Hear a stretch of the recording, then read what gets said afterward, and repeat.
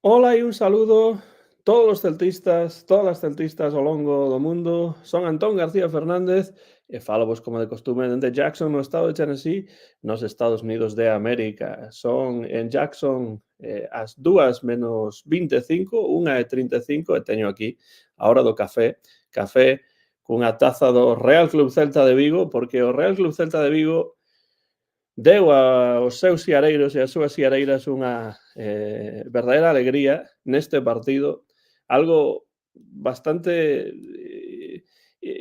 inagardado, polo menos para min, que o Celta conseguise gañar este partido e dese un paso importantísimo cara adiante para acadar a permanencia. E hoxe temos que celebrar esa vitoria, temos tamén que analizar esa vitoria e imos ter a varios convidados para facelo que irán entrando pouco a pouco e o primeiro deles está no mesmo centro da cidade de Vigo, moi preto desa tan viguesa Rúa do Príncipe e, por suposto, celtista dende sempre, vigués distinguido, Premio Nacional de Literatura Infantil e Xuvenil polo seu poemario Poemar o Mar, e ademais, isto tamén é importante, o meu pai está no salón da súa casa en Vigo, preparado para entrar. Antonio García Teijeiro, benvido unha vez máis, unha semana máis,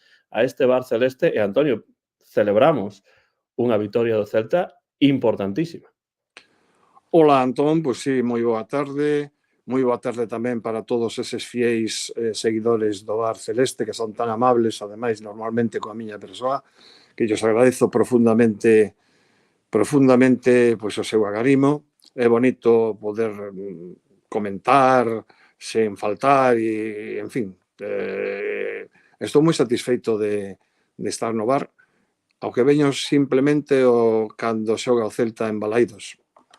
Sí, Antonio, como é iso de que non vexas os partidos fora da casa? Porque Bueno, eu sufro, pero eu vexo todos os partidos, na casa e fora da casa. hai dúas razóns moi claras. O primeiro, que estou farto do fútbol, como tal, como negocio, négome a pagar un diñeiro ao mes que ademais non é nada barato, por ver partidos de fútbol. Que ademais a medida de parte non me interesan nada porque me aburren. E a segunda causa é porque levo sufrido tanto co Celta ao longo do tempo que sinceramente non estou disposto a seguir sufrindo. Non son menos celtista que a ninguén porque sufro como moi poucos. Podo che dicir, Antón, que van 2 partidos nos que ao final, mentres aplaudíamos o equipo no centro do campo, caíame as bágoas da emoción. Entón, non se demostra o celtismo por estar vendo os partidos completamente, nin tampouco por ser moi, digamos que, permisivos e complacentes co equipo. É dicir, o celtismo. Eu escribí hai tempo naquela revista que chegou a facer o Celta de Horacio Gómez, aquela vergonza que ponía salvou el Celta, pode salvar Vigo, cando Horacio se presentaba ás eleccións polo PP, que é raro, non? Que os presidentes todos estean do mesmo lado. Pero que teño que dicir que xa escribir unha columna na que eu expresaba unha palabra que para min é fundamental, que é o sentimento azul celeste, ese que se leva dentro. Non esquezas que son socios 636 do Celta, que o vin en segunda B, daquela, en segunda, en primeira, que pasei toda a miña adolescencia vendo Celta en segunda.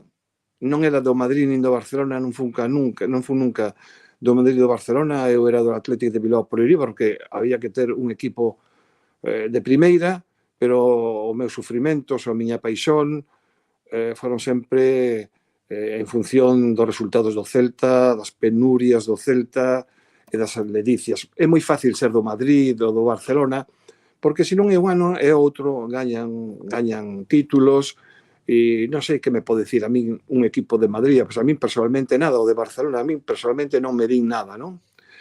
Entón, bueno, Pois a razón é que sufro xa demasiado, xa vou tendo a miña idade, e os partidos en televisión non me gustan, a verdade, non me gustan. Se o Celta estivese salvado non tería problema ningún en velo porque era o Celta, pero é que non me gusta, que me aburro. Non? Cando poñen algún partido en aberto que non é o Celta, se coincide coa CEA, vexo a primeira parte e apago.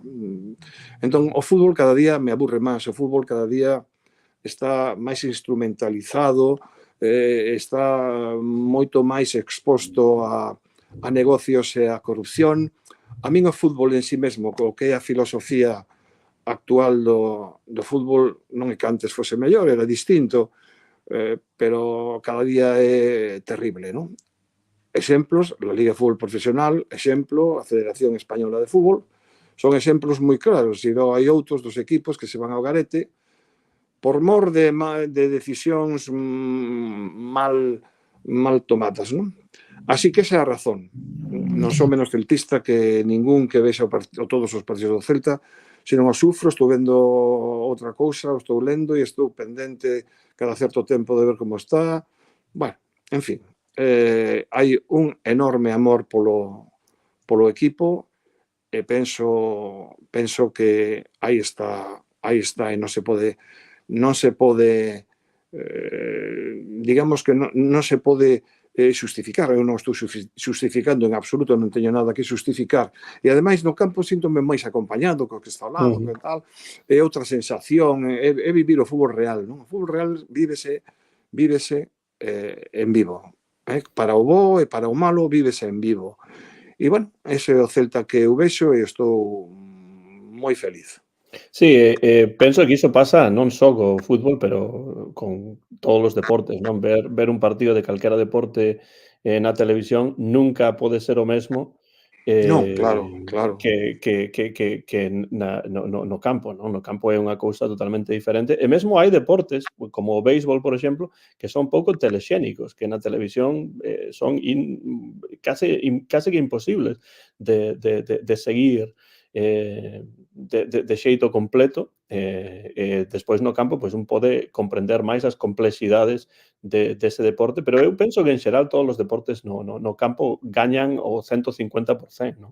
No, e aparte, Antón, eu que xa estou canso, que estou moi canso de tanta coido que aquí mitad do Barcelona, mitad do Madrid, pero por favor, é dicir, pero non é, claro, como o fútbol é un negocio e as televisións son un negocio, pois tamén as televisións están montadas para contarche as mínimas cousas que non nos importa aos demais. O triste é cando a televisión de todos, a televisión pública,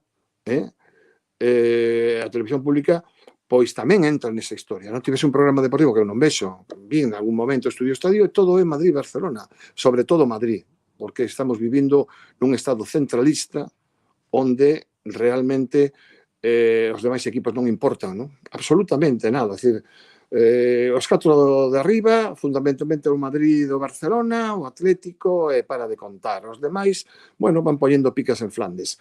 Entón, a mí personalmente non me gusta. E logo, se falamos dos comentaristas deportivos, xa me entra un repelús que non podo aguantar. Son parciais, dan vergonza aos comentarios que fan 1000 veces, nótases claramente que van por quen van.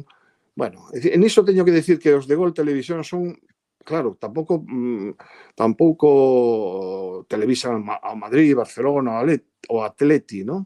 Sino que, bueno, pero son moi imparciais, son moi respetuosos, bueno, polo menos cando vexo medio tempo en Gol, que o que vexo que os comentaristas son, pero na primeira salles vexo plumeiro, pero dende o primeiro momento, é dicir, dá bastante noxo, entón prefiro ir a Balaídos, sentarme entre celtistas, aguantar cousas que non me gustan, pero bueno, os insultos, a maneira de tratar aos xogadores contrarios, ao árbitro, ao propio adestrador ás veces.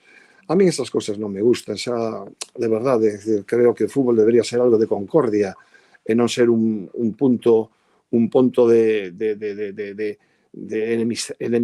inimizable, non? É dicir, Fíxate, hai momentos que o que máis me gusta do partido é cando ao final os xogadores se dan unha aperta, se saúdan. Hai unha cosa que me chama a atención, Antón, hasta que punto se polarizou o fútbol. Mira, cando eu ia ao fútbol era máis novo, os equipos saltaban al campo, tal e cual, primeiro saía o de fora, saudaba no centro do campo, depois saía o de casa, exactamente igual. Cando había o sorteo de campos, bueno, pues para sacar ou para elixir campo, pues cando coincidía que estaban colocados no lado contrario, os xogadores se cruzaban e os porteiros, que eu sempre me fixei moitísimo, os porteiros se daban a man, se saudaban e tal e cual. Agora pasan sin verse. Decir, chegamos a un punto que parece que son inimigos en vez de ser adversarios. Son incapaces cando... Esa é unha cousa que non me gusta nada, non? Que vexo en Balaídos, e vexo en xeral, como os dos porteiros, que saben que son os máis pringados do equipo.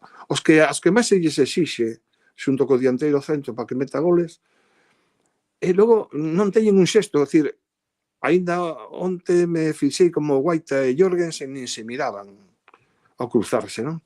Bueno, eu creo que se deshumanizou un pouco o fútbol, e por iso xogadores como Bellerín, por exemplo, mesmo Isco, ou Borja Iglesias son moi necesarios. Son moi necesarios. Por iso, bueno, pues seguirei indo a Balaídos, pero dicen que serei socio ata o final, pase o que pase co noso Celta.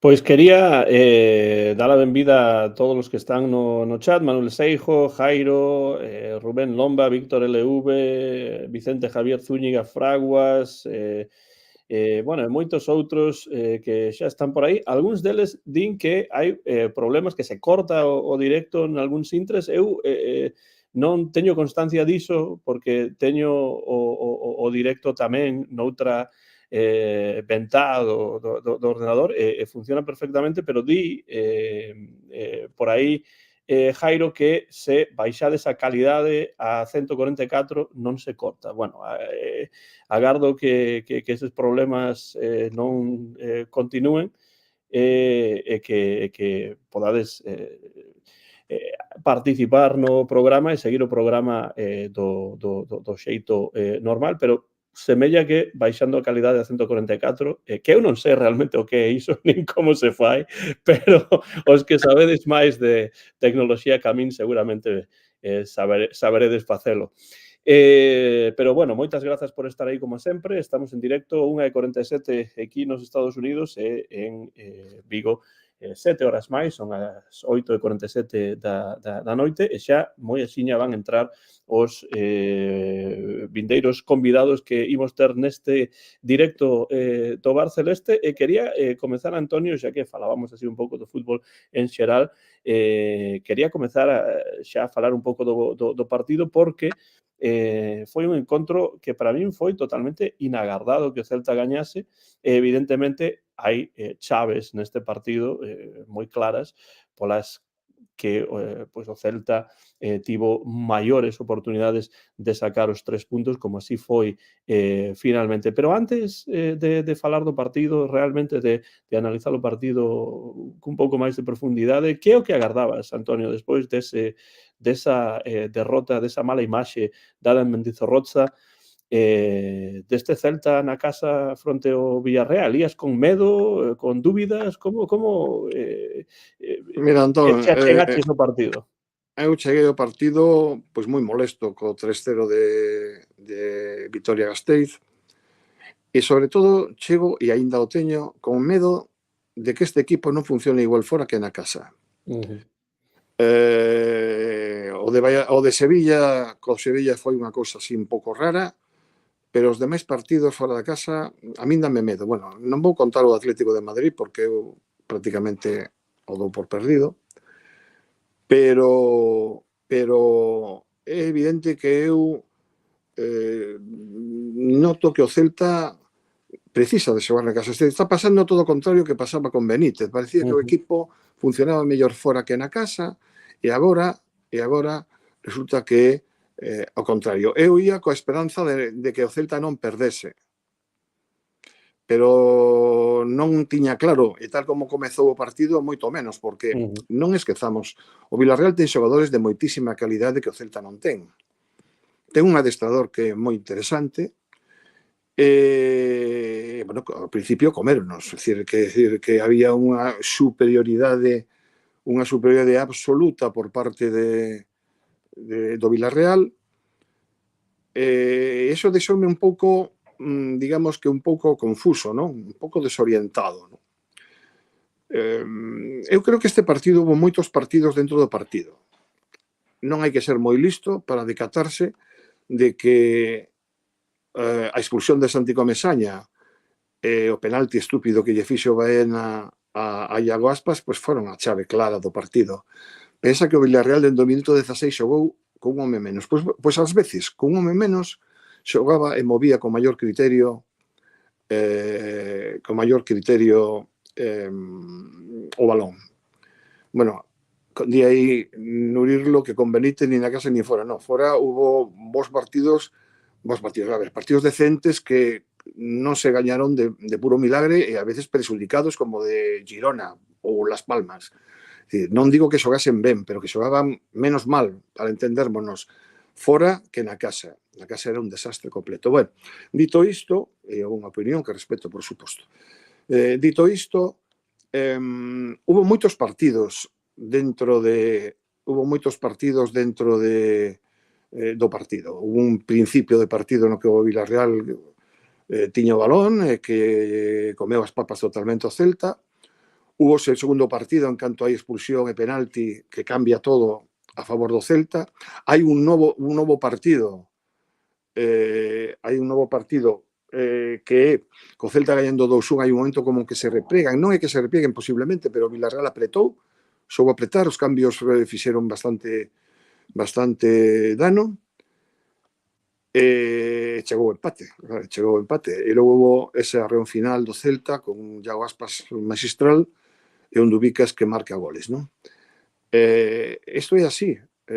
O Celta tivo dous problemas moi claros ao principio. Unha certa desorganización e, sobre todo, unha falta de contundencia en ataque brutal. Falláronse máis oportunidades que en toda a liga xuntas. Pero hai que ter, eu sempre dicen, dende un momento que hai que ter os pés no chan. Non hai que ser negativo, pero sí ter os pés no chan. Por exemplo, cando vi a aliñación, non me gustou no medio do campo Damián. Cando empezou o partido, decateime que Damián estaba facendo ben e que fora un acerto de Claudio Giraldez.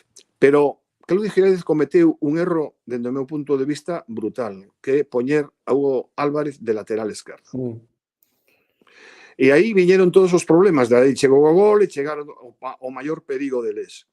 Hugo Álvarez é moi endeble para poder loitar para esa xente tan potente e con tanta calidade. Pero hai algo en Claudio Giraldez que me gusta, que é un adestrador intervencionista. Sabe que aquilo non funciona e procura arranxalo o antes posible. A prova está que despois meteu a Ristic e adiantou a Hugo Álvarez, e que aí é onde Hugo Álvarez pode facer dano. E con Hugo Álvarez repito que hai que ter moito cuidado, porque aquí enseguida se soben os xogadores. Hugo Álvarez é un gran xogador de futuro, cumpre, pero non endiosemos a ninguén, por favor. Non o endiosemos. Para min eso é importante. E, bueno, pois eso, digamos que son algunhas das claves. A clave do Villarreal eran dous xogadores. Parejo, que era que movía o equipo, e para iso meteu a Fran Beltrán, que Fran Beltrán para min está outra vez subindo, dá gusto velo, é dos xogadores que un quere ter sempre no equipo. E Sorloz arriba, non? Sorloz é un auténtico tanque con moita clase e que é moi difícil de cubrir. Bueno, pois aí entre Starfel, aínda que nos provocou problemas, aí con Starfel e con Jailson, que para min é outra sorpresa positiva, pois bueno, polo menos sí, tivo intervención no segundo gol, pero é evidente que desgasta, pero eu creo que foi unha táctica intelixente a facer que os dos xogadores estivesen con el. E volvo a repetir unha cousa. O Celta gañou 3-2 ao final con Larsen e Dubicas no campo, non? Porque Larsen non saíu do campo. O mellor poden xogar xuntos, segundo como se planteen as cousas. Sí, ia preguntarche iso precisamente porque, bueno, participei no programa de Pablo Verdeal, o señor Pablo, onte mesmo, falábamos un pouco diso, non? Esa idea de que semellaba que non podía xogar con Dubicas, Larsen, pero, bueno, no final deste partido case que parecía que non era iso unha imposibilidade, dependendo do equipo, dependendo da situación, dependendo do debuxo táctico que Giraldez quera presentar, pois pode ser que ese dúo sí podería xogar xunto, aunque, bueno, se Larsen Por sae momentos, no verán, pois xa non hai que por que digo por falar momentos, disto, porque, mirad, para todos os que critiquen a Larsen, o traballo que fai Larsen é moito de desgaste para él, pero tamén para a defensa. Os defensas con él teñen que utilizar todas as súas enerxías para agarralo, para tiralo, coa anuencia moitas veces dos árbitros. É moi importante porque sempre se crean algúns ocos e hai que apoiar esa posibilidade, non? Dicir, hai que aproveitar, perdón, esa posibilidade. Entón, bueno, eu quero sempre a Larsen aí, pero iso non implica que nun determinado momento poidan xogar xuntos, como pasou outro día. A fin de contas, o gol de Dubicas é un golazo, remata moi ben, pon o pero corpo dun xeito impresionante para rematar. vaya balón que lle meteu o mago de Moaña, Sí, claro. Eso, e aí está. Aspas seguirá sendo Aspas hasta que colgue as botas. Entón, para min, isto é unha realidade incuestionable. Agora, a ver que pasa nos partidos de fora de casa, porque temos un Atlético que necesita gañar. Eu non confío, a pesar había alguén por aí que creo que era Manuel Seijo, que decía que non o daba por perdido. Claro, por perdido non se dá ningún partido, pero, no meu punto de vista, o Atlético de Madrid non perdeu ningún partido na casa, ou perdeu un partido na casa, me parece. Sí, moi pouco. E gañou, empatou. Así como está fallando fora, na casa é potente. E logo quero verlo en Granada, porque calquera se fía. Mira, o Almería está descendido, e onte gañou en Vallecas. Non te podes fiar de ninguén. No, e sobre todo na recta final da Liga, que as cousas cambian Pasan moitísimo. cousas raras, E agora, pero por polas exemplo, circunstancias. co Madrid xa campeón a falta de 4 xornadas e pensando na Champions League se que consigue chegar á final, pois evidentemente haberá partidos nos que o Madrid se deixará ir totalmente.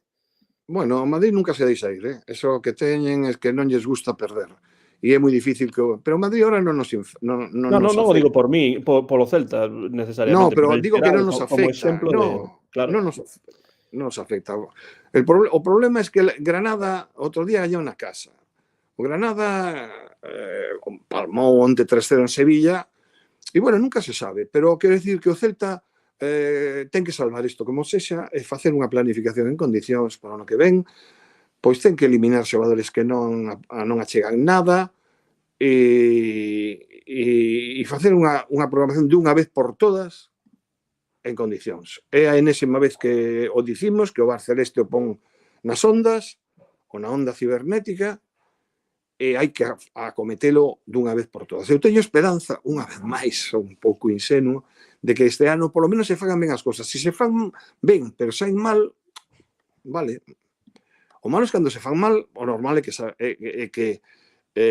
saia mal. É dicir, é lógico, non sei. Bueno, sinceramente, eu confío moito neste momento no Celta, pero eu son dos de que cando as matemáticas digan que estamos salvados. Ante entón, hai que tirar.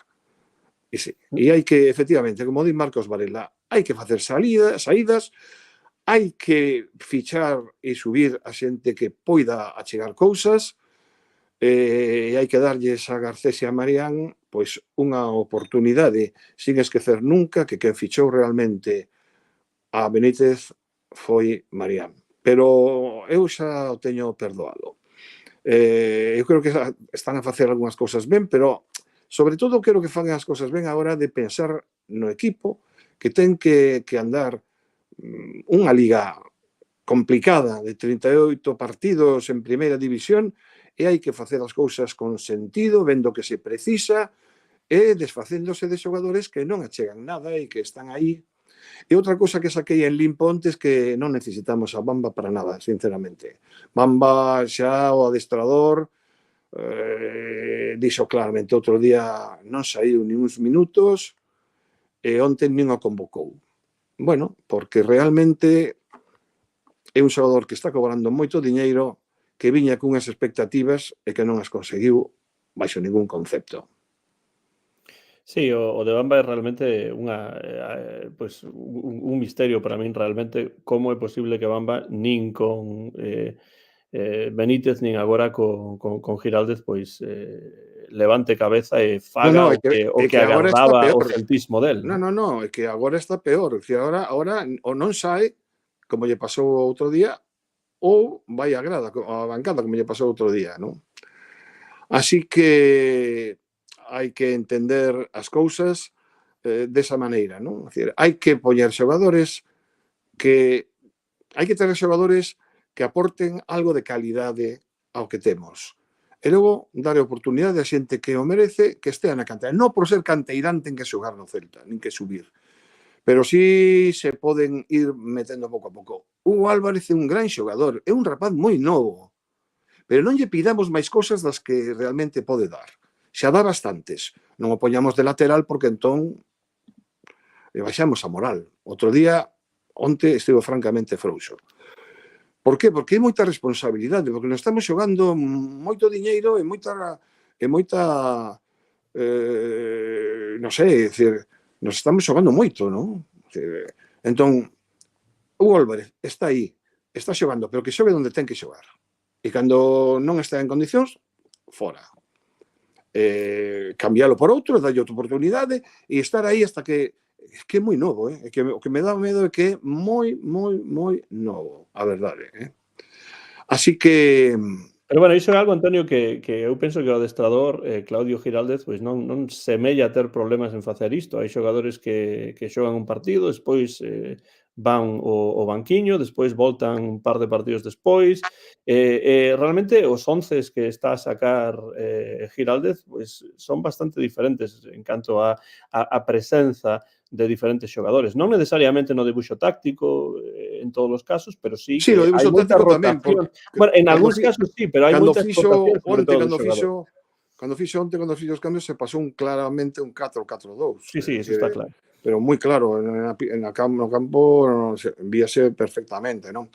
Despois volveu outra vez a cambiar, é dicir, eu que digo que é un adestrador que me gusta por intervencionista, porque non se queda cos brazos cruzados a ver que pasa. Non? Entón, bueno, a ver que pasa, non?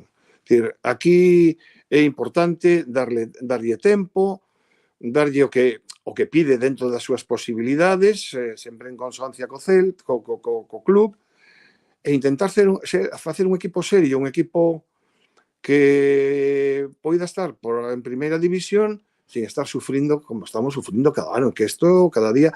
E volvo a acordarme de Coudet, sinceramente, sinto moito por os que son anti-Coudet, pero os 2 anos tranquilos de final de tempada foron os 2 anos de Coudet. Así son as cousas, e como o fútbol son resultados, así estamos. Na terceira, volvo a repetir por enésima vez, non lle deron nada do que pediu, a xente que lle bota en cara, é que tamén truxo a fulanito, a seus amigos, truxo o que podía. Truxo o que podía. Entón, realmente hai, claro, é dicir, hai que dar aos xogadores, é dicir, a Coudet tiñan sinalado porque Coudet se enfrontou, se enfrontou a Luis Campos e entón, bueno, pues pasou o que pasou, bueno, en fin, pero efectivamente, é dicir, é moi difícil dicir, estar xogador, Santi Comesaña, pois claro que é un bo xogador, Pois estivo aquí, marchou, esa época no que Vilarreal tiña olladores por todas partes, e entón aquí pescou moito Vilarreal en Vigo e en Galicia, bueno, pois é o que hai, é o que hai. Entón, bueno, de unha vez por todas, primeiro salvarnos, logo falaremos de que hai que facer as cousas con sentido, e se non nos salvásemos, que eu vexo moi difícil xa a estas alturas, que eu creo que sí que nos imos salvar, pois facer as cousas con cabeza, e non pensando nos cuartos, e non pensando noutras historias, porque, como ti dixeches moitas veces, este é un club de fútbol. É unha asociación deportiva e futbolera. Non, pois esta. Pois un club de fútbol é unha sociedade anónima deportiva que se sigue en Vigo, en toda Galicia, en diversas partes de España e do mundo, e tamén en Suecia, porque en Suecia está en Sundsvall. Bueno, penso que, volvo a dicilo, ten que cambiar ese nome que aparece aí. Bueno, Divan-bismo, pero realmente chega xa un momento en que é difícil, creo que no chat moitos están de acordo, é difícil pois xustificar iso. Joaquín Avellán, el Cumbias, en directo dende Sundsvall, benvido a Barceleste. Moi boas tardes, como andamos? Día triste, día oscuro para o celtismo, porque a pesar da victoria de onte, o importante é que Jonathan Bamba onte non estivo convocado. Entón é un día fastidiado, No, home, como estamos? Estamos aquí moi... Hai que decirlo xa, estamos salvados, home, claro que sí. No, Antonio non pensa que esteamos salvados porque... No, cuidado. Porque ata que non estea na man... Non son de matemáticas, pero para iso sí son de matemáticas. Sí, cando estemos, eu creo que moitísimo, hai así, hai que facelo así.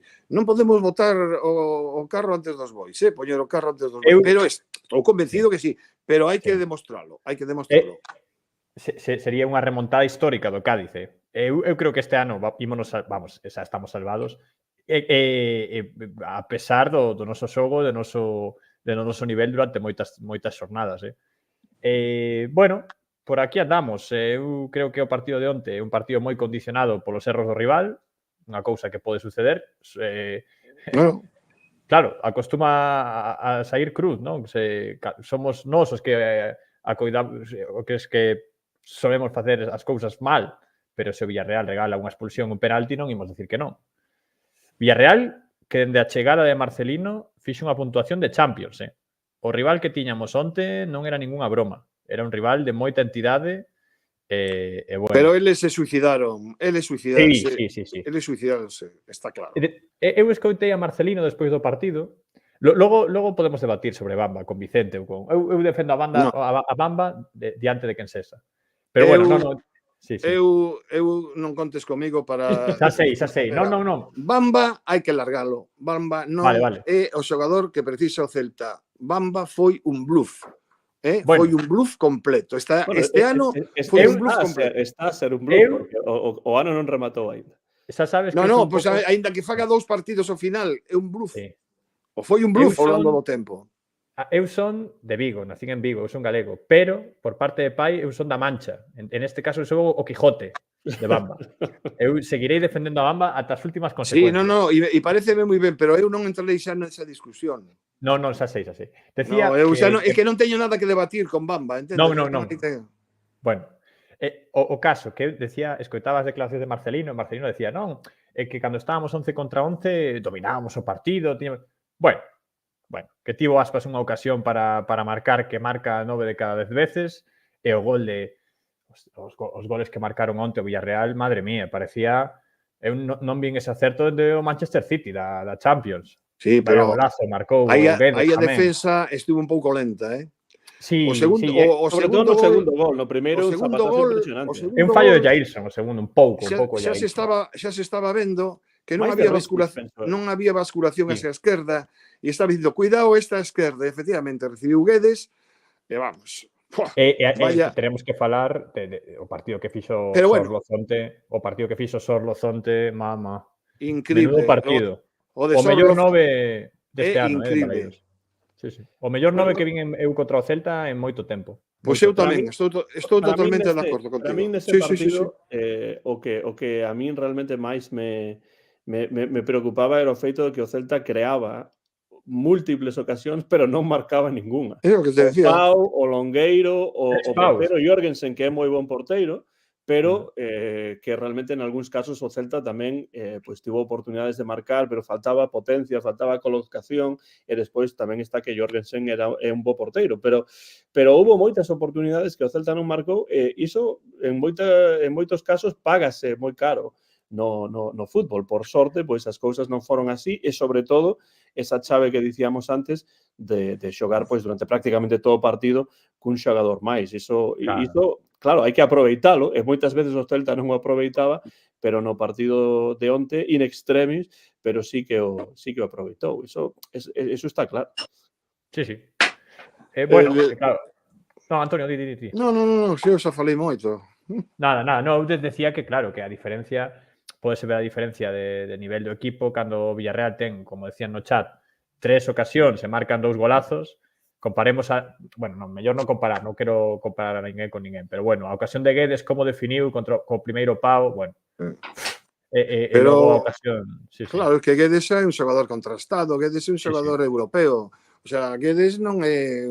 Aí está, o Villarreal ten un equipazo, claro. Ten un equipazo. O Villarreal, ademais xoga fútbol, O sea, o Villarreal xoga fútbol. Só dicía antes que Parejo move ao equipo, que é unha pasada, e despois bueno, hai máis, non? Pero logo te dá Sorroz aí arriba, e que iso é un luxo, Sí. Sinceramente, é dicir, é un auténtico luxo. Sí. Antes de nada de seguir, quero darlle unha aperta aí a Víctor L, porque mandolle unha aperta, porque concordo con el totalmente o que di de Coudet. Para min, desde Berizzo, foi o mellor adestrador que tuvo Celta.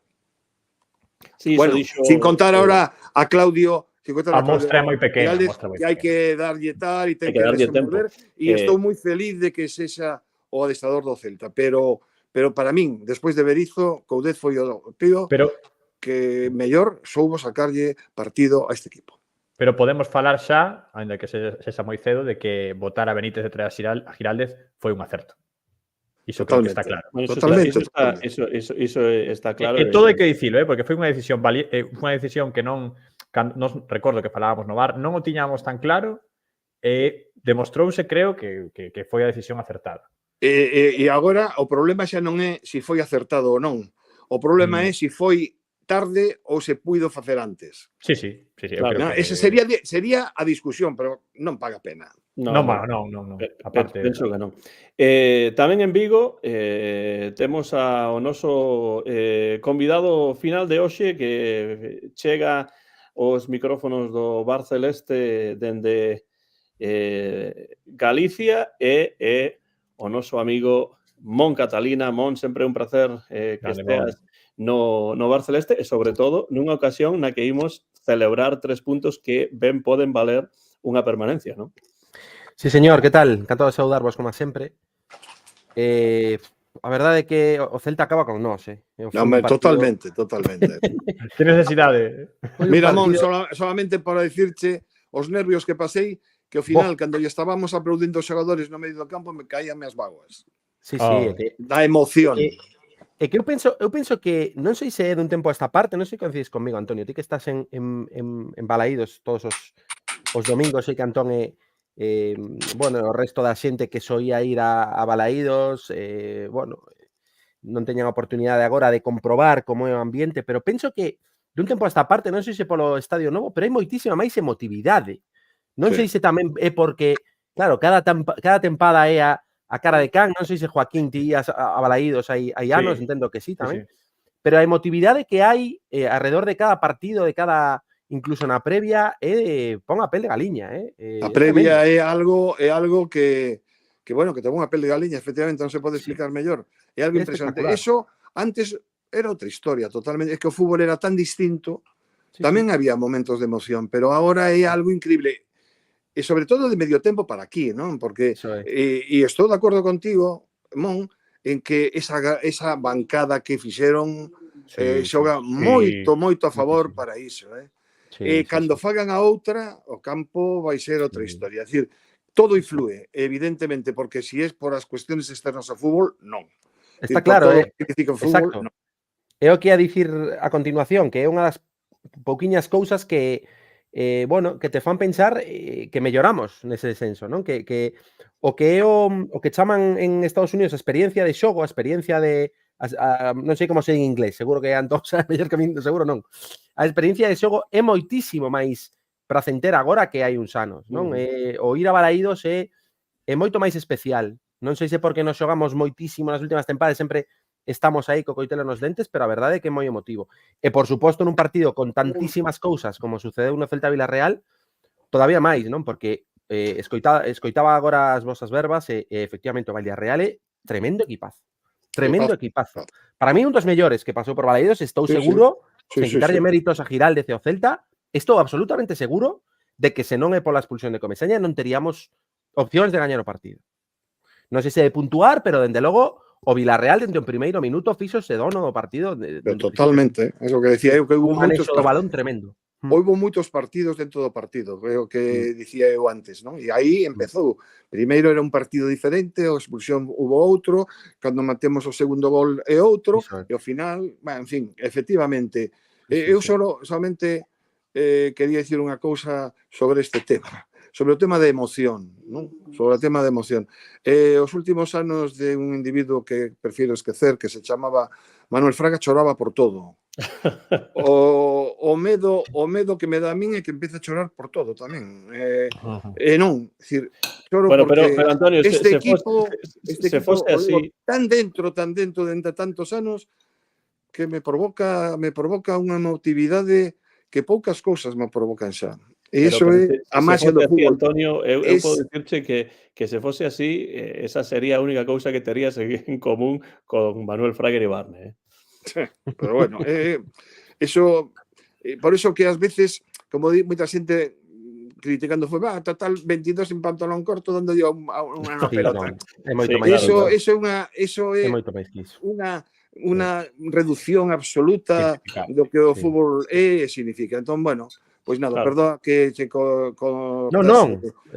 Vamos, encantado de escoitar esa reflexión porque ademais a comparto absolutamente. Sí, totalmente. O que di que son 22 persoas dando patadas a un balón é que nunca sentiron un partido de fútbol de verdade. Claro, un que non se achega ao cine ou á literatura, tamén pode dicir que o cine é quedar parvo dante unha pantalla ou que a literatura é negro sobre branco. Sí, o que o heavy metal non quero comparar. Guitarras. Obviamente non quero comparar o fútbol con disciplinas artísticas, non, pero é por facer un pequeno símil. Non, a emotividade non ten disciplinas, Claro, é que o fútbol ten relación coas disciplinas artísticas como a literatura, o cine, mesmo a música, ¿no? Sobre todo como experiencia de usuario, non? Como experiencia de persoa que vai ali e que ten un sentimento profundo, que é o que está a dicir Antonio, non? Totalmente. E que non é o fútbol, é o Celta, quero dicir, eu sempre digo que a min non me gusta, a min gusta o fútbol, pero eu o motivo por seguir o fútbol é polo Celta. Eu se non fora polo Celta, miraría o fútbol dende kilómetros de distancia. Igual, totalmente de acordo contigo. Se unha tarde non teño nada que facer e tal, pois podo ver un partido, pero realmente sufro cando xogo ao Celta ou cando xogo ao Cádiz agora. Agora un pouco menos. Claro. Pero cando xogo un rival directo ao Celta. Polo que nos toca, claro. Pero se non, nada que ver. Éramos máis do Madrid que Di Stéfano. Sí, mira, nunca... Sentime un pouco sucio, Tive que ir a ducha. Aquí, xa que falades de emoción, hai unha pregunta de Jairo que di: pensades que se tería que manter o himno de Tangana como himno de principio dos partidos como no caso do Sevilla ou non? É que penso que non hai volta atrás, non? Eu creo que non hai volta atrás tampouco. Ten que ser así, evidentemente. É que é algo que hai que estar ali para vivilo. O único que sinto, Antón, é que cando ti veñas xa non hai liga, pero realmente eso sempre me acordo de ti, porque sempre digo, como lle gustaría, Antón, estar agora disfrutando. Seguro que lle caían as vaguas igual que ao parvo do seu pai. Bueno, caenme ás veces na televisión, que xa é máis difícil porque non estás no ambiente. Eso o que quería dicir antes, Mon, que ti non estabas aínda, eso é o que ten ver os partidos en vivo en Balaídos, e non velos a través da televisión. É dicir, hai unha diferencia, aínda que te poñas nervioso e te emociona, non é o mesmo. É dicir, o ambiente que se respira no campo, esa densidade emotiva que hai, imposible dentro dun televisor. E en un bar, peor, claro. Sí, son unha suma de cousas, é a suma da intensidade da xente moi nova, que se está a chegar cada vez máis a Balaídos. A intensidade sagrada que falábamos antes, a intensidade, o himno achegou moitísimo. Penso que, fíxate, o cambio na directiva tamén achegou, sobre todo, eu penso que non tanto a xente nova, senón a xente máis veterana, porque moita xente veterana deixara de ir ao campo baixo o mandato de Carlos Mouriño. Eu coñezo uns cantos. Estou de Sí, seguro sí. de que non son os únicos. Por lo tanto, hai unha conxunción de elementos que, a ver, eu sempre son optimista por natureza e non quero botar tampouco as campas ao bo, pero penso que se saímos vivos desta tempada, que todo apunta a que vai ser así, hai un horizonte esperanzador, porque xúntanse a masa social, o entorno, unha aposta agora sí pola casa, o fútbol feminino, a aposta de Marián Mouriño por cuestións de identidade propia, que está moi ben. Claudio Giraldez é coherente, esta vez sí, dá a sensación de que hai coherencia entre o que é o proxecto dende arriba e o proxecto deportivo. Non tiña sentido. Había que apoiar e había que confiar, pero non tiña sentido unha dirección deportiva apoiada na canteira, no valor da Madroa de Mos e traer a Rafa Benítez, que porque saiu mal e parte ventasista. Pero se saíra ben, tampouco estaba moi alá, porque Rafa Benítez non tiraba da canteira. Entón, agora parece que as cousas van todas polo mesmo camiño, que é todo máis coherente. E, dende logo, iso ilusiona máis. E creo tamén que hai máis posibilidades de que as cousas saian ben, porque imos todos da man. A ver se a vindeira temporada isto se mantén, o galla que sí. Ademais, desde o punto de vista sociolóxico, gustaríame dicir que veño vendo moitas cosas. Primeiro, nunca vin tantas camisetas do Celta en nenos pequenos como agora. Estaba farto de ver camisetas do Madrid e do Barcelona e do Celta ninguén levaba unha camiseta. Eso é orgullo tamén. Pero logo noto unha cosa, así como dixen antes que o mundo do fútbol está polarizadísimo en España entre Madrid e Barcelona fundamentalmente, eu creo que xa, polo que eu veño observando, é fundamentalmente, a mellor estou equivocado, porque esta é unha sensación nada máis, que ocorre fundamentalmente coa xente maior, máis maior. A xente nova, eu creo que non pensa no Madrid no Barcelona, son celtistas de pura cepa. E iso é o futuro do que falabas ti e do que as cousas poden ir ben, porque todo se construe en función da base que teñamos. E a base que teñamos sólida tamén está nos iareiros novos, porque senón a xente nova ao campo, el fútbol morre. Entón, bueno, eu nese sentido son optimista e estou máis contento. Noto os rapaces por aí que non son xa do Madrid ou Barcelona. Van coa camiseta do Celta, senten o Celta e animan o Celta. E iso a min dame moita tranquilidade, non? Sí, eso é importante porque penso que iso é algo que hai que apoiar dende a directiva, non? Penso que isto non se fixo durante moito tempo con Mouriño, pero agardo que a partir de agora sí que se faga. E, ademais, isto lembrame unha cousa que tiña aquí anotada para preguntarvos, que ten que ver con Claudio Giraldez. Está o Celta ante unha oportunidade, non digo histórica, pero sí moi importante, de facer unha planificación deportiva alrededor dun home que parece que comprende como funciona non só o plantel, senón tamén pois o clube e que ten claro cales son os valores do clube, que pode utilizar a canteira, pero tamén meter a xogadores que sexan xogadores máis contrastados, como sempre dicimos aquí no Barceleste. Esta é unha oportunidade especialmente importante a que ten o Celta diante del, ou a directiva diante deles, con Claudio Giraldez. Como vedes iso? Porque semella para min que é un tema moi interesante. Eu só tiña un medo con Giraldez, que era quemalo moi cedo, que viñera nun contexto negativo, que non fose capaz de sacar o equipo adiante, que non dera o nivel e xa quemalo e que non tivera unha oportunidade de verdade. Creo que gañouse con creces a renovación, renovarono antes de conseguir a salvación, e eu a verdade é que facía moito tempo, porque logo, claro, tives o Chacho Coudet, o Berizzo, Berizzo é un caso diferente, non? Pero facía moito tempo que non sentía un adestrador celtista da casa, que coñecera a identidade do club, que coñecera o estilo que gusta aquí, que tirase da canteira. E a verdade é que agora parece moi sincero, non? Pero que é unha mágoa non ter apostado no ano do centenario antes por él, non? Tivese sido unha idea, moi valente que non... que moi poucos víamos, eu non o vía tampouco, veía imposible no comezo da tempada, non? Eu espero que este ano, como xa falamos noutros episodios, fai uns 20 minutos, que a planificación deportiva sexa seria.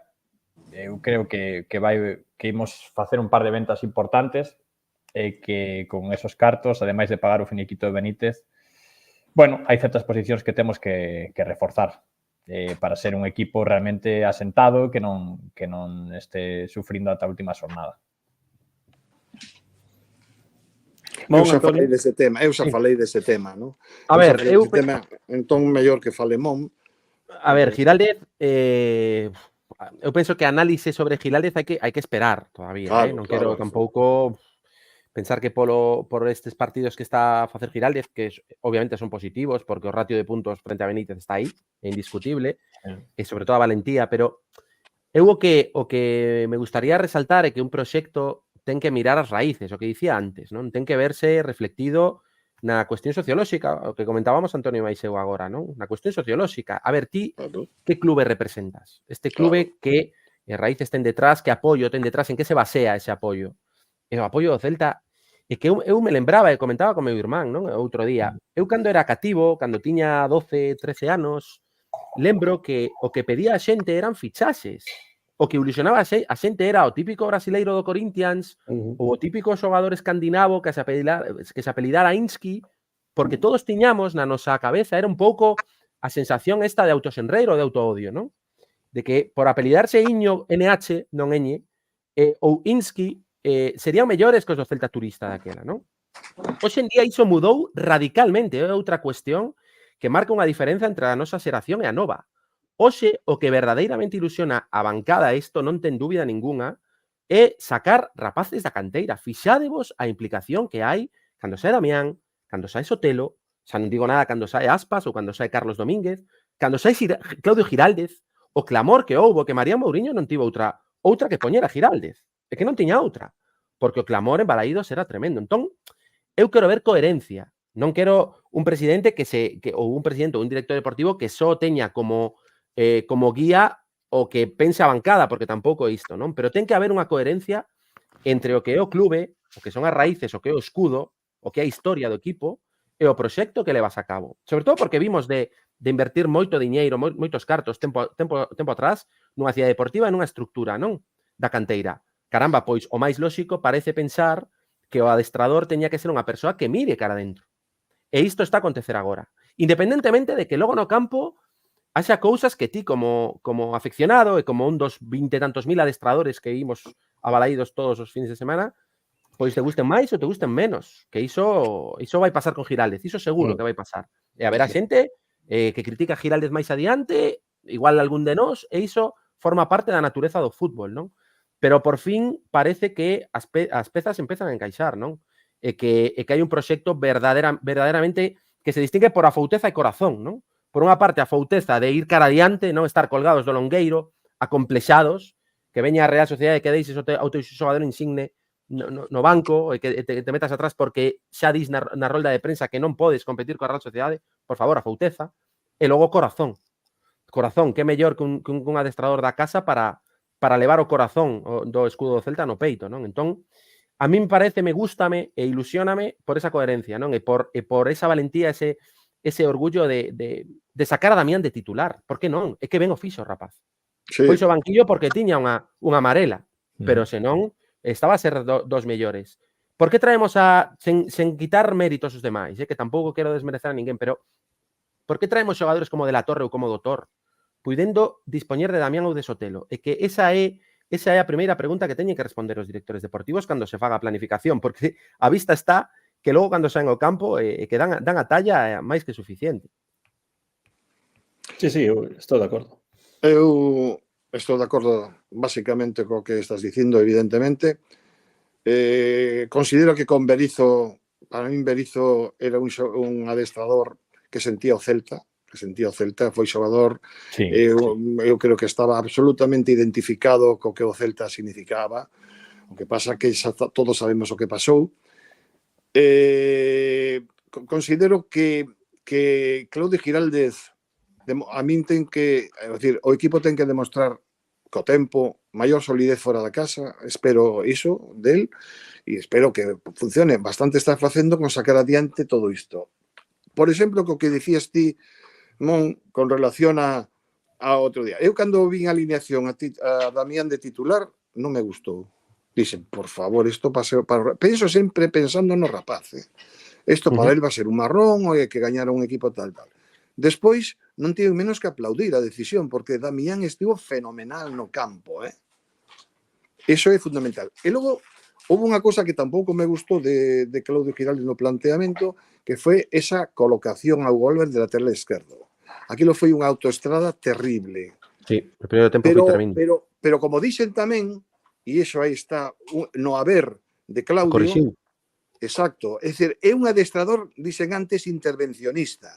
Non Sí, se señor. queda a ver que pasa cos brazos cruzados. Si el ve que apostou por algo porque cree nesa idea, pero el mesmo ve que realmente as cousas non funcionan, non ten problema en cambiar a situación. E fixo moi ben, pois chegou a Risti, que no lateral Pechou, esquerdo, e pechou a banda. e pechou a banda, Sí, e sí. Hugo ainda pudo facer algo. Non foi o seu mellor partido, pero bueno, a Hugo Álvarez hai que perdonarlle todo. É un rapaz, carai, cando nos daremos conta de que é un rapaz. E hai que apoialo, non endiosalo, apoialo. Non, é que ademais as súas cualidades son máis en ataque que en defensa. É un extremo, que está a xogar de carrileiro. Entón, cando perdemos o balón, el sufre, obviamente. Sobre todo porque ese xogador, o 27 do Villarreal, a Comacha, era un xogadorazo, Ilías. Un xogadorazo. Ilías, exacto. E ademais é un tipo coherente. Tú pedías coherencia e para mí me parece que é unha das palabras básicas nesta sociedade que vivimos, a coherencia. Pois coherencia era sacar do campo, sacar do 11 titular a Unai Núñez porque xa lle chegaba. Coherencia era tamén poñer a Starcel un partido como ese, con un Sorloz que verdadeiramente é un dos mellores dianteiros que hai, non sei se me atrevería a decir de Europa, porque xoga no Villarreal. En directo, a min sorprendeume, A min tamén. Impresionoume. Unha sensación tal. Exactamente. Atreveuse a deixar na bancada a Bamba, xa era hora tamén. É dicir, non fora nin convocado, claro. É así como se teñen que facer as cousas, pensando no ben común, pensando no mundo de equipo, dese equipo que ti queres porque o levas no corazón, e para iso botas moitísima fouteza. E se algo non sai, se cambia, que para eso están. Os adestradores son estrategas tamén. A estrategia xoga un papel importantísimo. Non se pode ser unha persoa lapidaria, deixar o seu equipo aí, e bueno, que tiren para adiante a ver se hai sorte ou a flauta. Iso é moi importante dende o meu punto de vista. E así é. Mira, escribía aí alguén e ten moitísima razón, que Benítez confiaba moi pouco no seu plantel e que quizáis Giraldez confía demasiado, que é moi atinado ese comentario, porque é tal cual. É tal cual, Giraldez nótase que non se casa con ninguén, que se o equipo fai as cousas mal, na próxima convocatoria vai haber cambios, e no próximo 11 titular tamén, e o fixo contra o Villarreal e nos xogamos moitísimo. Por lo tanto, se está a ser realmente valiente a estas alturas, é porque el vai ir a morte con esta cuestión. E isto que fai é que os 22, 23 integrantes do plantel van estar a tope nos adestramentos, porque saben que a oportunidade está aí. Entón, iso é moito. Iso gañamos moito neste sentido, porque a intensidade que houbo en Mendizorroza pasou factura a moitos do 11. E probablemente agora o bo facer do partido contra o Villarreal reforzará o traballo de moitos deles. E isto é a competitividade, non? Totalmente. Por lo tanto, por ese camiño eu penso que imos ben. Por un comentario que acabo de ler aí, por si se refire a min, di alguén aí que porque 2 partidos non fosen vos de Hugo Álvarez, que non hai que señalar. Pero quen o sinala? Aquí non o sinalou ninguén. Eu o dixen dende o principio que para min é un xogador magnífico, que hai que dosificar, que hai que apoiar en o futuro. Por un par de partidos non se le pode señalar. Aquí ninguén o sinalou. Todo o contrario, estou dicindo que é un xogador con unha potencialidade extraordinaria que pode marcar unha época. É un gran xogador. O único que dixen é que o puxeron donde non tiña que poñelo, para min, ao principio, moi ben cambiado despois cando hai a situación, e que tampouco hai que endiosalo, é o que estou dicindo, non me gusta o endiosamento dos xogadores por 2 partidos, 3 ou quen sexa. Iso é o que quero decir, por favor. Eu penso que Manuel Seijo fala sobre todo do en xeral. En xeral por algúns comentarios. Bueno, pois se hai máis xente que o sinala, a verdade é que deixan moito que desear. Disculpa, Manuel, se non era... non creo, por o meu creo comentario. Que ninguén sinalara a Hugo Álvarez. Non lo digo por nadie, simplemente en xeral. E penso que, claro, hai 2 cousas sobre isto, non? Primeiro que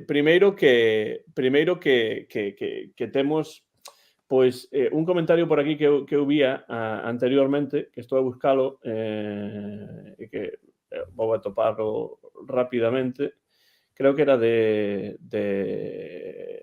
Jairo, que dicía, falaba de Aspas, dicía, principalmente Aspas, el cambio de entrenador que rejuveneció 2 años.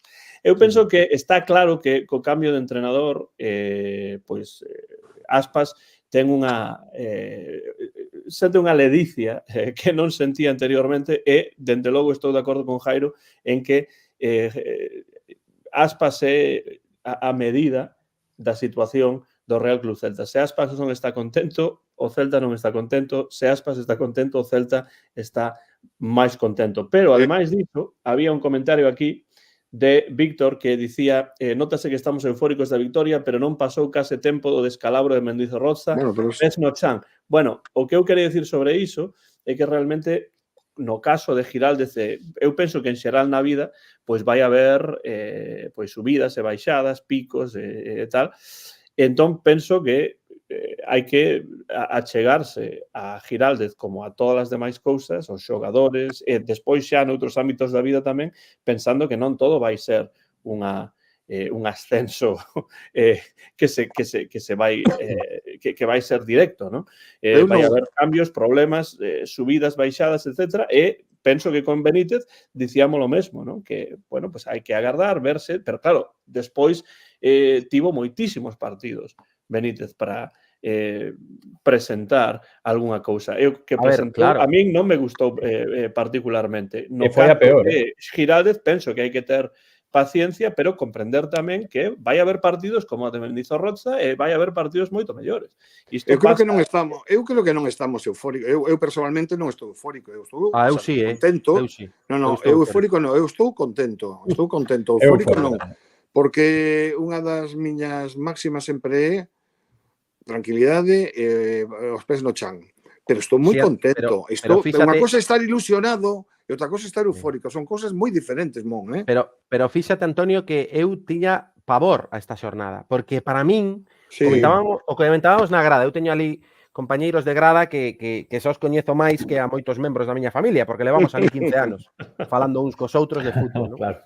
Entón, falábamos ali de que este máis 5, antes do partido, de que este máis 5 era moi engañoso antes do choque, non? Porque realmente ti comparas o calendario que ten o Cádiz por diante e o que ten o Celta, e comentábamos que era moi probable que ese máis 5, se o Villarreal gañaba en Vigo, en cousa de 2 xornadas se puidera converter perfectamente nun -1, porque o Cádiz ten 2 partidos moi fáciles, moi sinxelos contra equipos que, en teoría, efectivamente, non se xogan nada, e o Celta ten 2 osos moi duros, dos máis duros do campeonato. Entón, ese máis 5 a min daba má sensación de que a xente tiña unha tranquilidade un pouco enganosa. E non, sinceramente non contaba con ganar o Villarreal. Igual por eso o meu estado, igual non é euforia, pero sí de moita ledicia, non? Porque foi unha xornada redondísima. Eso que quero dicir eu.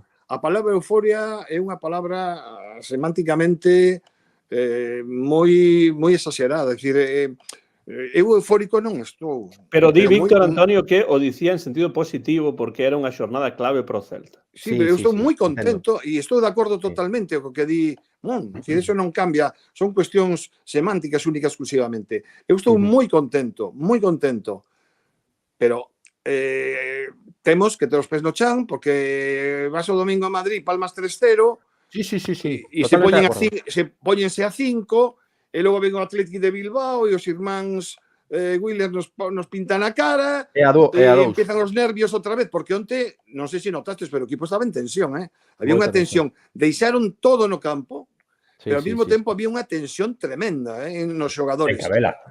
Claro, no, pero unha tensión negativa, non falo de esa tensión que te impide ás veces tomar a decisión adecuada. Claro. Correcto.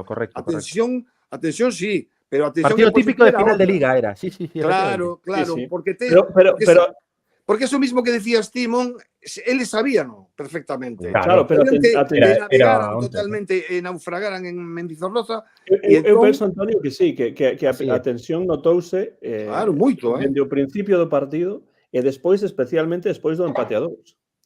porque claro, xogando con 10 prácticamente todo o partido, o Villarreal que consega empatar o partido e que quedan 20 minutos para meter un gol, pois claro, aí poden entrar as presas, non? Entón, eu sí que notei, eu dixenche a ti en mensaxe de WhatsApp que eu non vía este partido gañado. Nestes intres non vía ese partido gañado, realmente. No, tampouco. Despois trabuqueime, o que está moi ben. Pero sabe mellor, verdad? Cando mates no 82, claro. A pesar de que estragamos moitísimas ocasións, moitísimas. Por iso, non, eso está se dixo, claro. Sí, pero sí, tú sabes moi ben perfectamente ese lema de que quen perdoa as paga, sí, paga despois, non? Claro, sí, e estivemos a punto de eles arriba eran boísimos, fantásticos. Era cada vez que pasaban do medio campo cun parejo que pon o balón onde lle un dá, parejo, unha pasada, a capacidade de unha visión de xogo, xogando a 5 por hora, xogando moi despacio, pero poñía o balón unha capacidade para ver o xogo fantástico. E logo Sorloth arriba, que intimidaba moitísimo, e logo polas bandas entraban con moitísima facilidade, incluso con 10 xogadores. E a mí pareceu moi bo equipo. Sobre todo con balón. Sen balón en defensa sí que pasaron o mal, pero con balón é un equipo que te condiciona moitísimo. Totalmente. Hai unha pregunta aquí para os tres que quero rescatar de Mac Tyson, que di, xa se falou de Jailson, como viste a Jailson neste partido? A min está a sorprenderme gratamente Jailson nestes últimos partidos. Como vistes vos o xogador brasileiro fronte ao Villarreal? Pois eu creo que xogando nunha posición que teóricamente non é a ideal para él, está cumplindo, non? Un Jailson que parece que pode xogar de central, en liña de 3, logo xogou en liña de 2, que eso non o esperaba eu que rendira tamén, porque o partido era difícil, aínda contra 10, o ter a Sorloth ali, eu creo que dentro do que cabe, tanto Starfelt como Jailson fixeron unha relativa boa marca de Sorloth dentro do que se pode. Un xogador que está demostrando, chegou aquí moi criticado, os primeiros partidos horribles, e agora está sendo do mellor do equipo. Moito mérito de Jailson por ter a personalidade e a calidade de remontar unha situación que é moi fácil chegar aquí con mal pé, non sae nada, borraste un pouco nos entrenos, e xa non xogas, e o ano que ven voltas a Brasil. Pois Jailson parece que quere xogar na Liga, parece que está rendindo moi ben, e unha sorpresa moi positiva, Jailson, a verdade. Mon? A ver, a min estáme sorprendendo, pero como central, máis que como medio centro. Gústame moitísimo máis como terceiro central, porque ten a capacidade de sortear liñas a través do pase, que iso é algo moi importante, non? Cando tes a idea de mandar con pelota, que teñas por lo menos 2 deses 3 centrais con capacidade de saída, non? Mingueza xa o coñecemos todos, pero Jailson, cando o dianteiro vai a cubrir a Mingueza e impide a saída a través de Mingueza, Jailson ten esa capacidade tamén, non? A través do pase por abaixo, de sortear a primeira liña de presión. E ao final iso tamén é importante, non? Como medio centro deixame máis dúbidas, pero efectivamente coincido con vos en que o período de aclimatación que se preveía bastante longo está a ser máis curto do que todos pensábamos, incluído eu. E penso, paradóxicamente, que tamén lle beneficia o Torco adestrador. Paradóxicamente, porque o trouxo Benítez, pero dende que chegou Giraldez eu vexo quizáis máis cómodo, non? Porque temos un pouquiño máis de pelota, ainda que co Villarreal sí que tivemos un pouco máis de balón, creo que a estatística dicía que 54 fronte a 46, pero nótase moito máis cómodo con este sistema, non? E sobre todo con 3 atrás, porque, como dicía Joaquín, cando pechamos con 2, sí que é verdade que funcionou, pero notábase que nas coberturas sufría moito máis, non? Moitísimo máis, porque non tiña esa referencia do central do medio, do líbero, e sí que estaba a sufrir máis, pero o seu partido foi bo, foi un dos, non sei se dos mellores, eu penso que non, pero sí dos destacados, diría eu. Tamén Starfelt estivo moi ben, porque pelexar contra Sorloth e fixar ese dianteiro e como tivo que bailar con máis fea, foi moi meritorio a actuación de Sorloth tamén. Pero tamén lle caeu a Jailson Sorloth, un momento en que entre os dous se repartían a Sorloth. Efectivamente, quizá Jailson tivo un erro que non rompeu fora de xogo no segundo gol, pero realmente hai algo en el ten bastante boa visión de fútbol. É técnico e mete uns balóns, filtra uns balóns que me gustan moitísimo. Sabe sacalos nos momentos que é máis difícil. E iso Sen asumir demasiado risco. Elixe ben, sí, efectivamente. elixe ben, sí. E foi o fútbol máis sinxelo.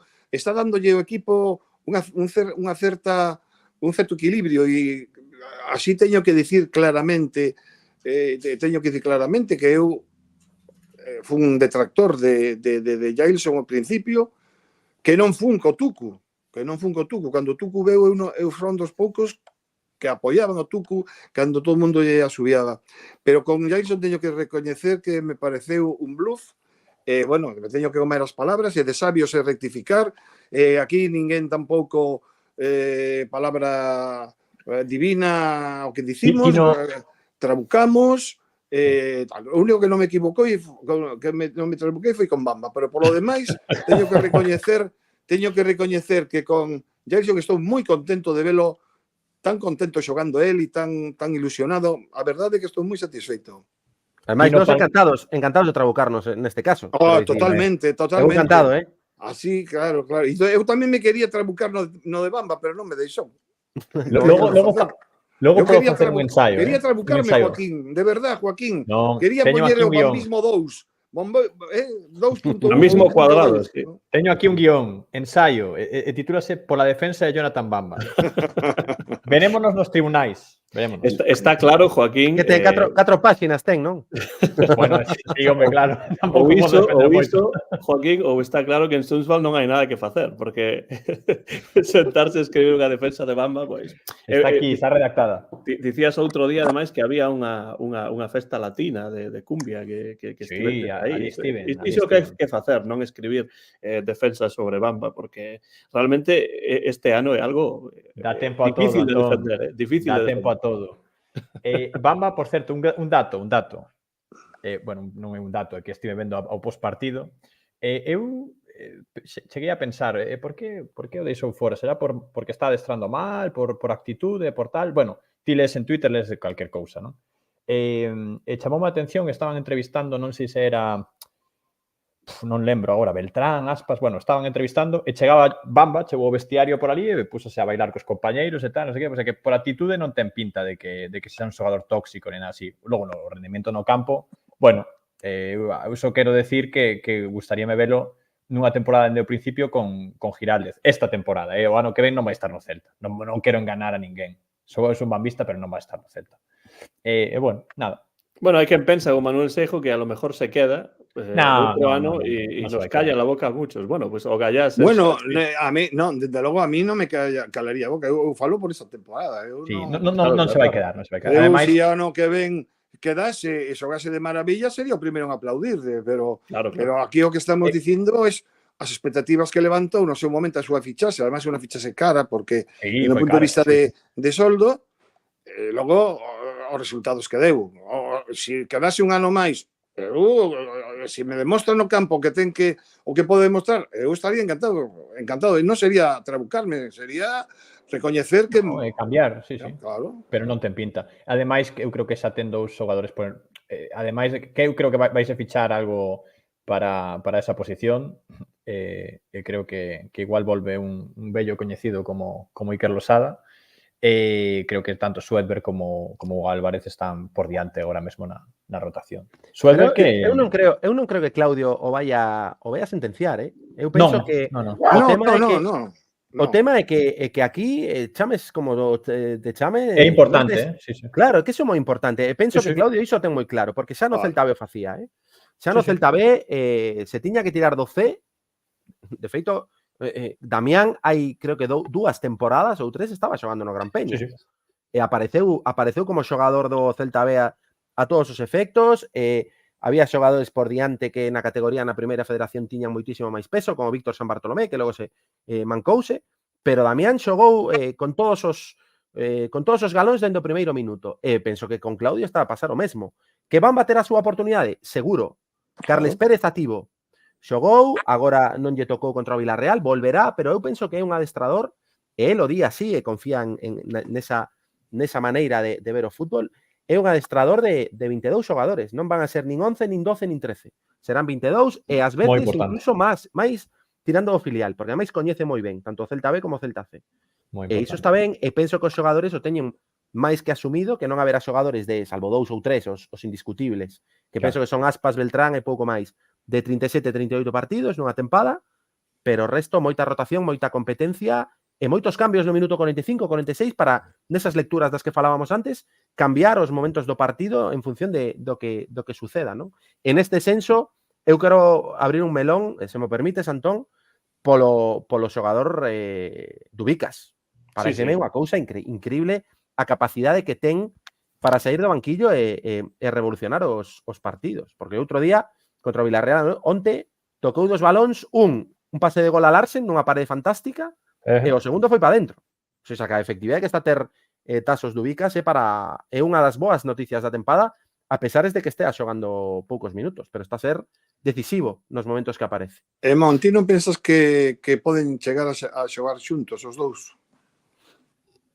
Eu penso que sí. Porque penso que a mí non me gusta digamos, desprenderme, vamos, nesta temporada, estou falando dos partidos, non me gusta prescindir, é a palabra máis axeitada, de Larsen, porque o traballo que fai é brutal tamén, hai que recoñecerlo, porque desgasta a defensa tamén. Iso é. É que el desgástase, pero as defensas, entre que o agarran, teñen que tirar del, o agarran e tiran, se o tiran, tal. É dicir, hai un desgaste físico na defensa que moita xente non se decata diso. É que eu penso que esa efectividade que ten Dubicas nos segundos tempos que lle falta cando sai de inicio é precisamente provocado polo traballo previo de Larsen tamén. Claro, es que eu teño clarísimo, de verdade, es que parece que non se quere ver iso. Solo se contan os goles, que son 12, non está mal tampouco. Pero realmente o traballo que fai, a mala sorte que tivo tamén entre postes e goles anulados injustamente, es que de verdade que é un tío que é terrible, para poder agarralo, para poder marcalo, dá moito problema. Entón, bueno, é disos xogadores que parece que só se lle contan os goles e as oportunidades que fallan, pero tamén estou convencido de que fallan moitas oportunidades porque tamén el se cansa. E logo, cando chega a hora de tirar, pues tira un tiro floxo, non? Pero bueno. Bueno, é porque tamén se fabrica en moitas ocasións, é porque tamén son ciclos, é porque é moi novo. Cantos balóns a Madeira? Porque entre errar un gol e que vaya ao pau, non podes dicir que un supercrack e outro un paquete, porque o pau son centímetros, polo tanto, claro, eso digo eu tamén. Onte son 2 paus, un pola parte de fora e outro un cabezazo no inicio do segundo tempo, e podría irse con hat-trick un pouco por enriba.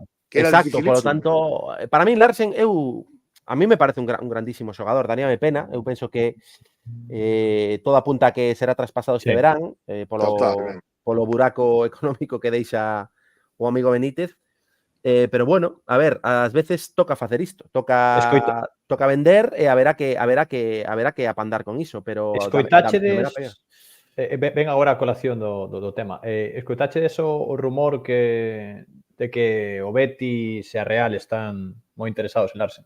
Non o poden pagar. Decían que Betis que iba a ofrecer poucos cartos, pero intercambio co Panda. Pero non creo que o Celta eso lle interese.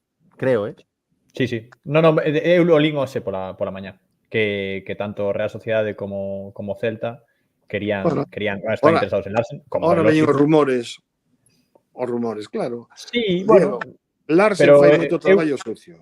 Eu creo que non va a estar no Celta o ano que ven. A ver, que Larsen ten un mercado que se o Celta se move ben, ten un mercado de 30 millóns de euros tranquilamente, un dianteiro tan novo con ese potencial, con que probablemente remate a tempada con 14, 15 goles en Liga, é moi apetecible para Premier, sobre todo pola súa fisonomía tamén, non? Obvio, sí. Entón, para Premier pagar 30, 40 millóns é que é un gasto de Championship, nin sequera de Premier League. Por lo tanto, penso que ningún equipo da Liga, salvo que fora o Madrid ou a Barça, que non será o caso, ni sequera o Barça, poderían permitirse pagar 30 millóns por Larsen, creo. Claro, é que unha cousa é que a intención do Celta sexa vendelo e outra cousa é que haxa despois compradores, non? É que haxa compradores que o compren ou que o contraten polo diñeiro que en principio se pide ou se di que polo que se vai facer a operación, non? Entón, esa tamén é outra cuestión. Se me preguntades hoxe, eu penso tamén que Larsen non vai estar no Celta a vindeira temporada, pero dependerá un pouco do interés internacional que haxa por Larsen, que eu non dubido de que o poda haber, pero, bueno, haberá que ver no verán o que ocorre. Pero eu teño claro que, dependendo do partido, dependendo da situación, Larsen pode xogar con Dubicas. A min gústame Larsen por unhas razóns, gústame Dubicas por outras razóns, e penso que os dous foron grandes fichaxes para o Celta. O problema é que esas fichaxes se queran converter simplemente en cartos para o clube e non haxa continuidade. Penso que é un dos problemas do Celta, esa falta de continuidade de algúns dos xogadores máis importantes que levan contratados dende, bueno, nas últimas tempadas, non? Evidentemente, hai moitos exemplos diso e xa falamos diso. Para ir rematando esta conversa... Sí, porque hai que ir cear, eu teño que cear. Por aquí, a Lareca de Antonio García Teijeiro sempre ten ganas ou gañas de cear. Oye, por certo, vexo o Celta B, o Celta Fortuna, vamos, e escoitar a Lago, para min é unha dor auténtica. A Roberto Lago? A Roberto Lago, sí. Porque di unhas cousas en galego tan malditas, quere demostrar que sabe de galego e mete a pata. Xa lle escoitei gañas, xa lle escoitei alonxarse, xa lle escoitei que é unha cousa que me enfada no área. Pero eu pregunto, el non ten obriga, non é profesional, pero non hai ninguén que llegue, mira, en galego non é no área, é na área. Alonxarse non se pode dicir, hai que dicir afastarse. Gañas non existe, ganas. É dicir, que pouco cuidan o noso idioma cando se para algo podería valer a televisión galega, que non vale para nada, sería para mellorar o idioma e que o idioma se normalizase entre a xente e tal. O plan de normalización lingüística de 83, non? Que para que se fundou. Efectivamente, exacto. Tú sabes que non é para iso, desgraciadamente. Iso quedou en tempos. Quedou en tempos. Non hai correctores, non hai xente que corrixa, que os axude.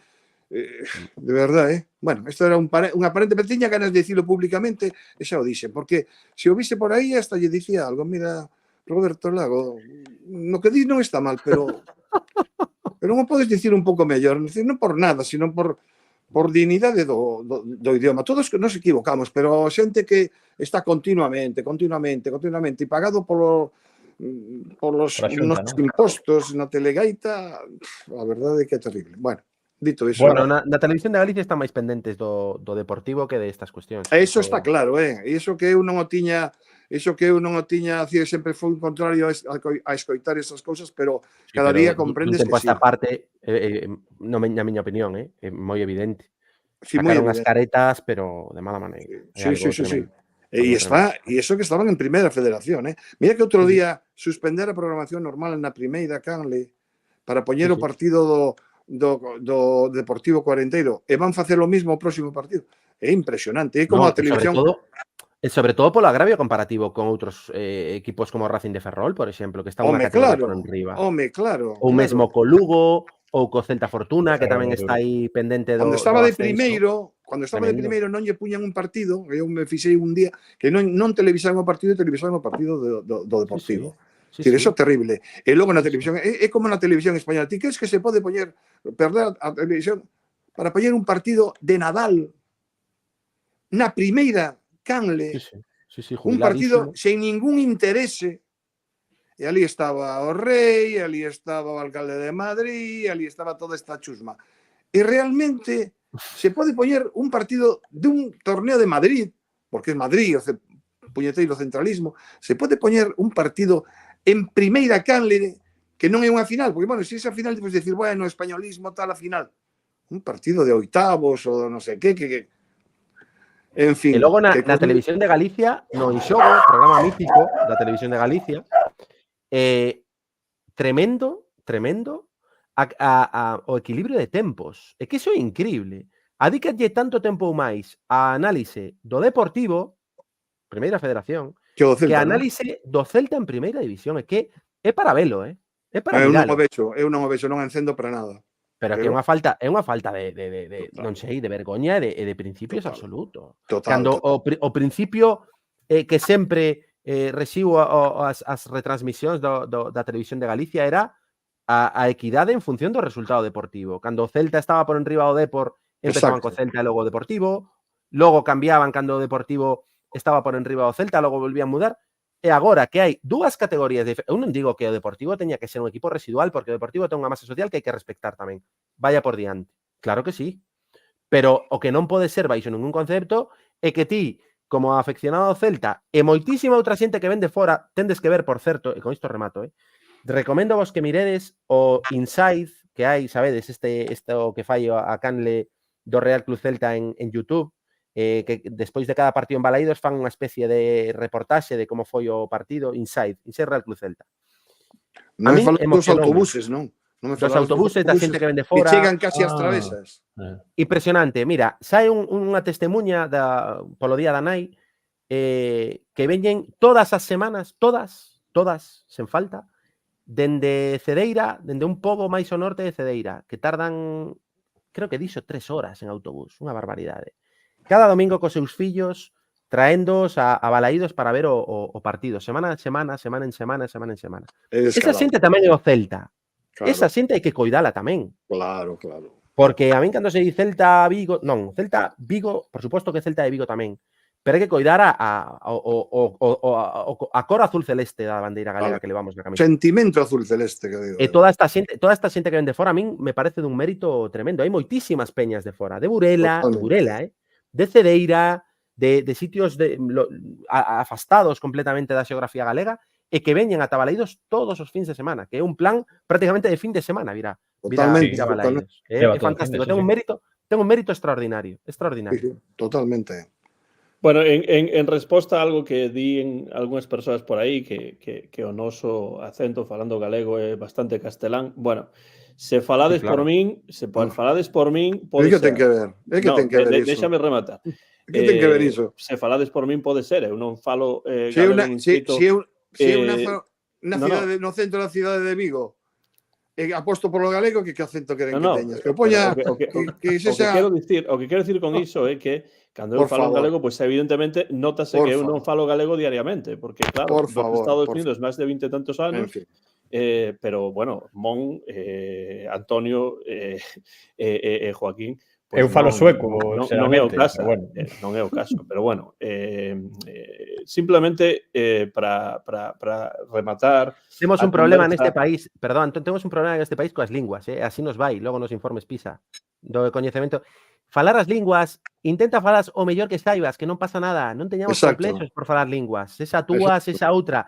E se meto castelanismos, pois os meto, chico, pois perdón a toda a audiencia, por meter castelanismos, pero é a maneira que cada un ten. Cando son profesionais hai que cuidar máis. Non, pero efectivamente, pero aquí estamos entre amigos, que ninguén se esquece. O peor galego falado é o non falado. O que non se fala, exacto, claro, exacto. Pero vamos, que falen, que alguén fale, vaya, que me perdoe, pero se unha persoa nace no centro de Vigo, durante todo o tempo foi, bueno, pois educado en contra do galego, e asume esa lingua como propia e non teño nada que demostrar, na miña parte, por exemplo, tengo que demostrar con toda os meus libros, 100 libros publicados prácticamente en galego. Se ainda por riba me pides un acento diferente ao que teño, entón é que tes unha concepción das linguas bastante lamentable. Bastante lamentable. Un coñecemento mínimo de sociolingüística tamén por outra banda, pero bueno, non totalmente. Pero bueno, xa que o sacou Antón, pois que quede claro que aquí estamos para falar do Celta, pero que podemos falar de moitas outras cousas. Sí, bueno, en realidade, falar do Celta engloba falar de moitas outras cousas, incluído, pois, ás veces, cuestións de sociolingüística, de política, de historia, de música, e de literatura, e do que sexa, pero tamén do vindeiro partido do Celta, que vai ser na capital de España. Falaba Antonio antes de centralismo, pois o centro de España vai viaxar a España. A porra non acertou ninguén, non? No, bueno, a porra non acertou ninguén porque, claro, 3-2 era difícil. Eu dixen 2-2, excepto, polo que parece, creo que probablemente hubo alguén no chat. Lembro que alguén no chat sí que dixo algo así, pero non lembro agora quen foi, pero, dende logo, dos que estábamos ese día, ninguén acertou o 3-2, moi poucos acertaron que o Celta gañaba tamén, porque eu mesmo non lembro se dixen, pero penso que dixen 1-1 porque normalmente así son as cousas. Como vedes, para rematar xa, porque eu teño pois máis ou menos uns 5 minutos Sí, a min antes de rematar, Reclaman a túa tamén, cea Mira. está xa prácticamente fría. Está tú aquí facéndome señas. Que agardades, Joaquín, Mon e Antonio do partido da capital de Antonio, España, no Wanda. Bueno, non é o Wanda agora xa, non? Agora ten outro nombre Metropolitano. Metropolitano, efectivamente. Civitas o estadio do Metropolitano. Atlético, Civitas. Que agardades? Antonio xa dixo antes que prácticamente moi pouco, pero comezamos con Joaquín, despois Mon e despois Antonio e pechamos este Vale. programa con iso. Non, eu creo que tes a muller como de ubica sinalando o desmarque a aspas, non? Sinalando aí e tal. Non, eu creo que vamos a palmar. Non vexo moita historia, por moi ben que estemos, tal, vamos a palmar claramente, vamos a palmar 3-1. 3-1. Bueno, Sí. a lo menos que marca ese gol do Celta. O gol... Bamba. Bamba, veña, Bamba. Non. O gol dun xogador infravalorado, dun xogador que está debaixo do radar, un xogador seguramente o máis xove dos que está xogando, un ano máis xove que o amigo Hugo Álvarez, Biliot, o meu compatriota Svedberg. Bueno, pues non estaría mal.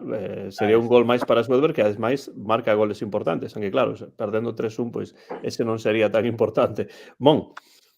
0-1. Ui.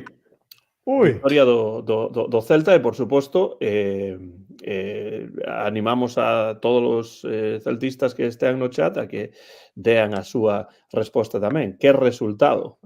Di 0-1 Mon, di 3-1 Bambismo, que é realmente el Cumbias Joaquín Avellán, e finalmente Antonio, que, bueno, dixo que non pensaba que o Celta podía gañar. Que pensas deste? Pues 3-0, sinceramente 3-0 que vai palmar. Que se reserven para o día do Celta Athletic de Bilbao, que ese mércores vai ser increíble. Pois hai por aquí no chat vemos pois un 3-2, non hai quen di, a ver que di, alguén di, Antonio, Rubén Lomba di 0-1, gol de Williot, Antonio Pérez di 0-2, gol de Larsen e Carles, Manuel Seijo 1-2 gañamos, Vicente Javier Zúñiga Faguas di pensemos no Athletic Club de Bilbao. Eu o que vou dicir é que o Celta vai puntuar e neste caso vou dicir que o resultado non vai ser 1-1, senón que vou dicir 2-2. 2-2 e o gol, pois un gol de Iago Aspas e outro gol de Tasos Dubicas, que xogará porque ten que xogar, porque penso que é un xogador que precisa máis minutos. Vai ser un partido difícil como vos pensades e como dixestes, pero, bueno, non hai que pensar que o Celta non pode sacar ao menos un puntiño do Metropolitano. Non é fácil, penso que vai ser bastante difícil, pero, bueno, é a esperanza do corazón celeste dende aquí, dende o estado de Tennessee. Mon é un fenómeno. Mira que lle custa ao Celta manter a portería cero. Se chega a decir un 2, diría 2-3, vale. O pensei, pero o máis difícil todavía. Gol de Unai Núñez, gol de Unai Núñez a balón parado, todavía máis difícil. Bueno. De chilena. Pero sí.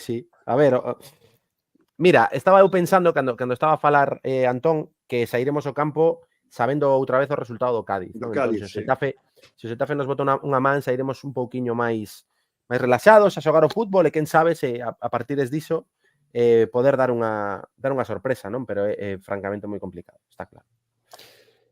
Bueno, pois simplemente para rematar, porque ademais eu teño que sair tamén, quero dar as gracias a todos os que estiveron no chat. Houbo pois máis de 50 persoas nalgúns intres no chat con algúns aportes interesantes e preguntas que sempre fan o programa máis interesante e, bueno, pois en orde decrecente de aparición no Bar Celeste de hoxe. Mon, moitas grazas por estar aí dende a cidade de Vigo e a verse a vindeira ocasión na que esteas aquí no Bar Celeste, pois celebramos xa non só unha victoria, senón a permanencia na primeira división un ano máis. Nada, gracias a vos, como sempre un inmenso placer. E máis prazer todavía cando as novas son tan boas como esta fin de semana, non? Que veu todo de cara. Nada, un placer, a ver se, como diste, a permanencia sacada pronto, Sí. que redundará no ben dos nosos corazóns xa maltreitos dos últimos anos, Exacto. pero será un fin de liga un pouco máis aburrido. Por lo tanto, bueno, nos sentiremos un pouco estranos Aí eu na última apúntome. xornada. Apunto o aburrimento. Bendito aburrimento, Eu non? apunto o aburrimento. tamén. Apúntome o aburrimento. A min ten un ton, Algunos xa sei que ten unha parte sádica, pero a min ver as loitas pola permanencia a cara de can e polos ascensos, cando non é o Celta ou un equipo que me gusta implicados, a min encanta, me parece algo As fascinante. barreiras dende fora. Pero claro, ver os toros dende a barreira, efectivamente. Pero efectivamente, pero claro, unha tempada na que o Celta non ten que estar loitando é un agasallo tendo en conta como estamos a vivir esta tempada 2023-2024. Grazas, Mon, e, por suposto, grazas tamén a El Cumbias, Joaquín Avellán, dende Sundsvall, Suecia, ata a vindeira ocasión. Un aperto a todo o mundo, un placer por aquí falar dunha gran victoria do Celta de Vigo. E, bueno, só quero dar un pequeno dato. Fernando vai estar no partido. Non sei se credes nesas supersticións ou meigas e tal, pero eu creo que con Fernando ali é imposible gañar. Iso dixe antes, que eu xa dixen o resultado. Claro, que eu omitides datos. É que Así é non máis sabías difícil todavía. Así é máis difícil todavía. Claro, non Sí. tiñas todos os datos, pero sí é certo Claro. que Fernando vai estar no Metropolitano, vai visitar a uns amigos que ali temos, Marta e Rodrigo, bueno, pues vai ter a oportunidade máis unha vez de ver o partido no gran estadio do Atlético de Madrid. Pero bueno, a ver se se rompe ese maleficio fernandista. Mira, eu cambio, Antón, cambio 0-2 doblete de Fernando. Bueno, Fernando non marcaba tantos goles como Mon cando xogábamos na Universidade de Vigo. Hai que dicilo tamén. Non saques ese tema, por favor, non saques ese tema.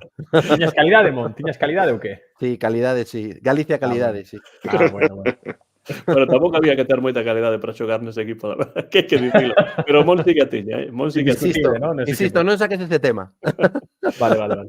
E finalmente, Antonio, moitas grazas por estar aí, a ver se, bueno, poden a lo menos recalentar a cea.